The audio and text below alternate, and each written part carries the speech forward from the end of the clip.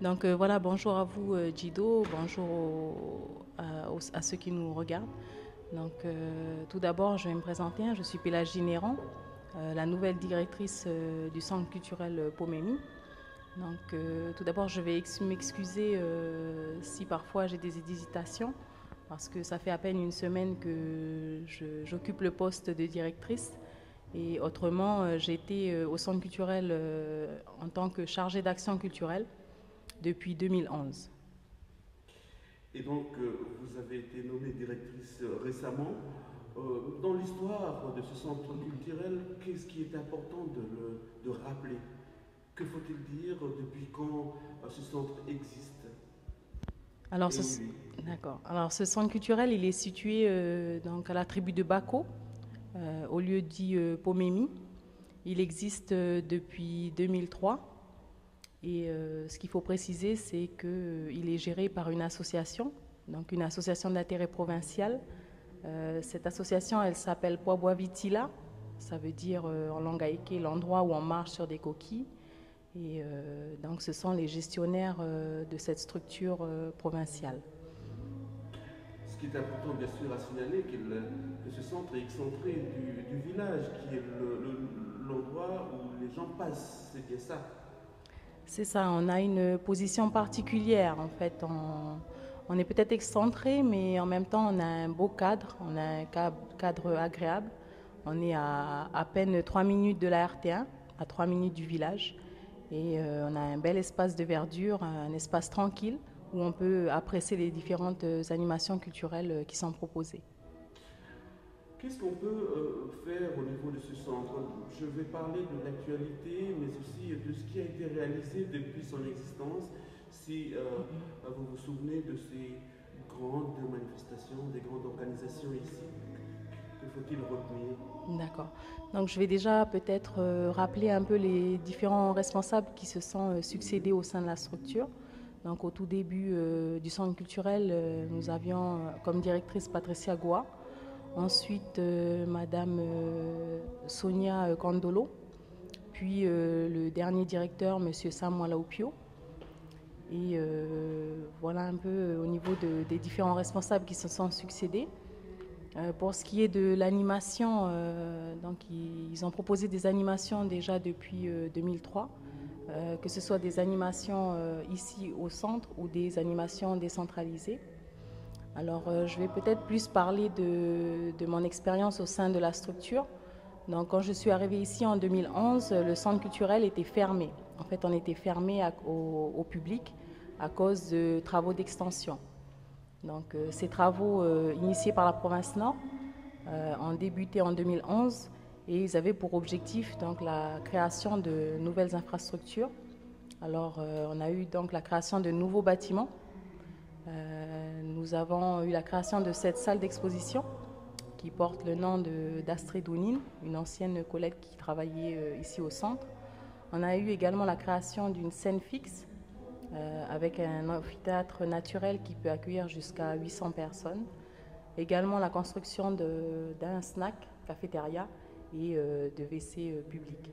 Donc voici les nouveaux aménagements que la province nous a donc mis en place et qui nous permettent de proposer de nouvelles animations au public. À noter aussi que durant ces 3 ans de fermeture, nous avons décentralisé toutes nos actions et les principales missions en fait, du centre culturel, c'était justement de couvrir la zone ouest, allant de la commune de Poya jusqu'à la commune de Belep. Donc toutes nos actions ont dû se faire connaître auprès des différentes communes de la côte ouest, mais aussi auprès des différents acteurs, des créateurs artistiques et culturels du pays. Alors au niveau de l'équipe, donc, on a notre secrétaire comptable qui est Madame Sandrine Théambouanou. On a également une chargée d'action culturelle Donc c'est Amanda Debels qui est de Pointe-Boute. Et nous allons récemment recruter quelqu'un, donc il s'agit de mademoiselle Claude May Poukiou. Alors ces personnes-là sont chargées vraiment de l'accueil du public et de la mise en place de la programmation artistique et culturelle au niveau du centre et en décentralisation. Vous avez parlé d'une association qui soutient ou qui est au centre de ce centre culturel. Un petit mot encore une fois sur cette association? Alors cette association, comme j'ai dit, c'est une association d'intérêt provincial. À noter que nos missions et également nos financements nous viennent directement de la province Nord, sous la tutelle de la direction de la culture. Et cette association est censée en fait représenter les personnes du terrain, les personnes qui œuvrent dans le milieu artistique et culturel, mais également des personnes, des coutumiers de la zone, d'ici de Bako, également d'autres acteurs culturels de la province Nord. Un investissement donc sur les infrastructures. Aujourd'hui, nous sommes dans la salle d'exposition du centre culturel. Donc effectivement, donc en actu, il y a une exposition aujourd'hui. C'est ça. Je pense qu'il faut aussi rappeler que c'est la première salle d'exposition de la province Nord. C'est une salle d'exposition d'art contemporain. Nous sommes très fiers d'avoir cet outil à disposition. Et nous mettons tout en œuvre pour que cette salle devienne une vitrine vraiment de ce qui se fait de mieux au niveau artistique, au niveau de la province Nord. Donc c'est un bel outil. Les artistes commencent à s'approprier cet outil et à noter que nous lançons régulièrement des appels pour qu'ils viennent participer, pour qu'ils viennent se faire connaître, pour qu'ils viennent montrer en fait leur savoir-faire dans ce nouvel espace. Au niveau des infrastructures, vous avez évoqué donc cette scène qui, me semble, peut supporter combien de personnes au niveau du public? Alors, officiellement, nous pouvons accueillir jusqu'à 800 personnes. Ce qu'il y a, c'est que nous avons fait l'expérience des derniers concerts. Donc récemment, il y en a eu un, il y a à peine un mois, où nous étions à, on va dire, 1900 personnes. Donc voilà. On est un peu, des fois, au-dessus un peu de la norme, mais nous mettons en œuvre tous les moyens de sécurité. Et nous sommes d'ailleurs très accompagnés par les services de sécurité de la commune, que ce soit les pompiers ou la gendarmerie, mais surtout de la mairie de Koné, qui met tout en œuvre pour que l'on s'assure d'une sécurité optimale pour le public. Pour vous brosser un peu le panel de ce que nous proposons cette année, en termes de diffusion, nous avons plusieurs volets en fait au niveau de la diffusion. Nous avons la diffusion donc de spectacles de danse et de théâtre. Alors cela se passe régulièrement, à peu près une fois par mois. Nous avons aussi donc les concerts. Pour ce qui est des concerts, nous avons 3 concerts phares à l'année. Donc un en mars pour la journée de la femme. Donc ce plateau musical est dédié essentiellement aux femmes de la province Nord et du pays. Et ce plateau musical, il s'intitule Matane Nimbat, donc le chant des femmes. Ensuite, nous avons le grand plateau musical de la fête de la musique, en partenariat avec la mairie de Koné et le conservatoire de musique de Koné. Donc là, nous invitons des artistes de Koné déjà, mais aussi de la province Nord, des îles et un invité du Pacifique. Ensuite, en termes de concerts, nous avons le plateau de clôture de saison qui se déroule à chaque fois en début du mois de décembre. Et là, pareil, nous invitons les artistes du pays à venir se produire. Ensuite, en termes de diffusion, donc nous avons cette partie exposition. Au niveau des expositions, on en propose 4 à l'année. Nous avons 2 expositions de création pure, de création contemporaine artistique pure. Et donc ces expositions sont vraiment faites par les artistes du Nord. Donc ces expositions, elles se déroulent en juin. Nous avons une exposition collective rassemblant les artistes des arts visuels. Et voilà, cette exposition, elle dure 3 mois. Nous avons aussi une exposition de création en photographie. Alors elle sera initiée par M. Jules Maloko et fait encore par des photographes de la province Nord. Encore au niveau des expositions, nous accueillons 2 expositions itinérantes de la DCK. Donc nous avons eu l'exposition Conevin, Knamaken, en tressage, qui s'est déroulée au mois de mars. Puis nous accueillerons l'exposition photo de Sébastien Lebègue à partir du mois de septembre, Coutume Kanak. Voilà un peu ce qui se passe au niveau de la diffusion.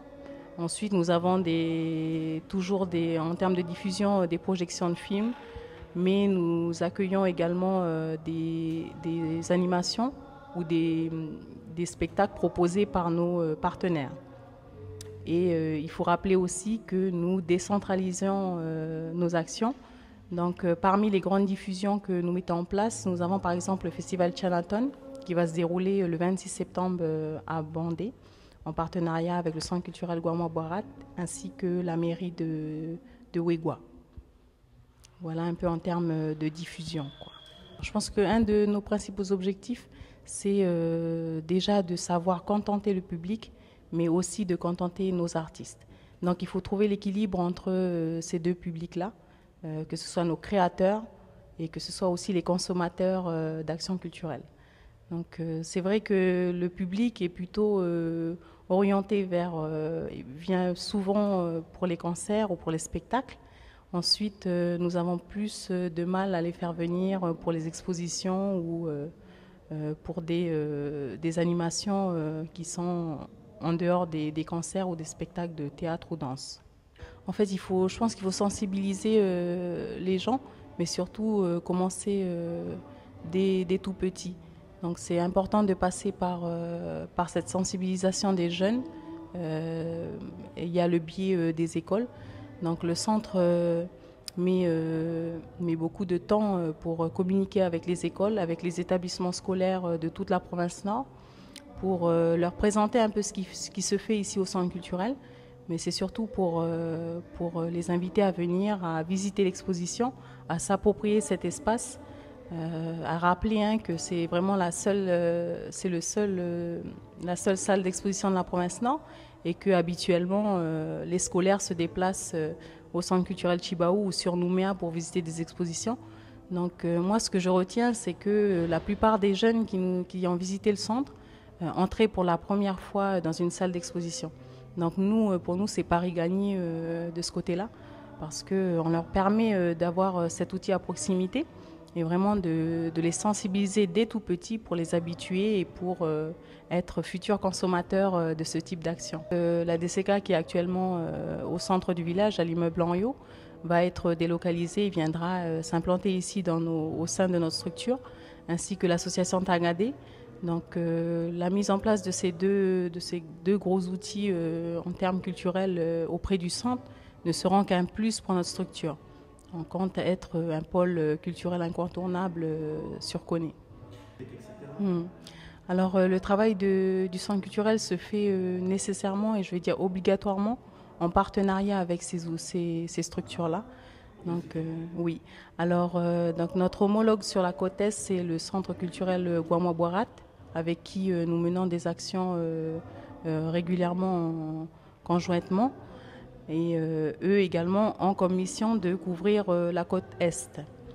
Ensuite, plus près de nous, nous avons donc toutes les mairies. Nous sommes en lien avec les animateurs communaux de la zone ouest, mais aussi tout près sur Koné. Nous travaillons déjà en partenariat avec le complexe culturel de Koné, qui comprend la médiathèque ouest ainsi que le conservatoire de musique et de danse de Koné. Et nous avons également l'écomusée du Café de Vaud, donc, qui se trouve tout près de chez nous, dans la commune d'à côté, avec qui nous menons des actions conjointes. Mais voilà, ne pas oublier que nous partageons en fait le même public et il faut donc s'entendre sur les programmations, s'entendre sur ce qui est proposé au public pour ne pas, on va dire, empiéter sur le terrain de l'autre. Et il y a également le Centre culturel de Vaud, avec qui on essaye de faire un gros travail de terrain. Et vraiment, il faut mutualiser les moyens pour qu'on puisse travailler dans les meilleures conditions. Alors, le Nord doit avoir une vision pays, je pense, sur tous les centres culturels, tout en sachant que nous faisons le même travail. nous œuvrons pour atteindre les mêmes objectifs. Donc nous sommes forcés de travailler vraiment en partenariat. Alors avec le Centre culturel Tjibaou, nous avons déjà amorcé un premier travail de coopération. Ensuite, nous travaillerons également cette année avec le Centre culturel de la foi. Ce sera une première. Donc nous avons besoin d'exporter notre travail, d'aller au-delà de la province nord, de se faire connaître. Et je pense que le Centre culturel Pomemi est vraiment un outil incontournable pour atteindre cet objectif. Alors il faut toujours voir l'avenir sereinement et je pense qu'on a tous les outils à notre disposition. Nous avons toute la force du terrain, toutes les personnes compétentes ici en province nord et je pense qu'on peut atteindre tous ensemble, en travaillant tous ensemble, nos objectifs.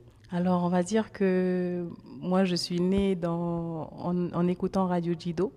Donc voilà, c'est vraiment la musique, c'est vraiment le son qui nous a accompagnés et qui nous a peut-être orientés aussi pour être là où on est aujourd'hui. Et je sais que la lutte, le combat était parfois difficile, mais quand on voit au niveau où vous êtes aujourd'hui, on va dire, c'est un encouragement pour nous, pour les jeunes qui arrivent en derrière. Et on se dit que ça s'est fait et que nous aussi on peut le faire. Pour ceux qui connaissent peut-être le centre ou qui ne le connaissent pas encore, moi je vais dire une seule chose, que c'est une grande case. Il faut voir le centre comme une grande case où tout le monde, quelle que soit l'ethnie, quel que soit le statut de la personne, est la bienvenue. Donc n'hésitez pas à venir, à nous rencontrer. Nous sommes là pour vous aider, que ce soit artiste ou acteur culturel. Donc n'hésitez pas à venir, à frapper à la porte, à entrer. Vous serez toujours la bienvenue chez nous.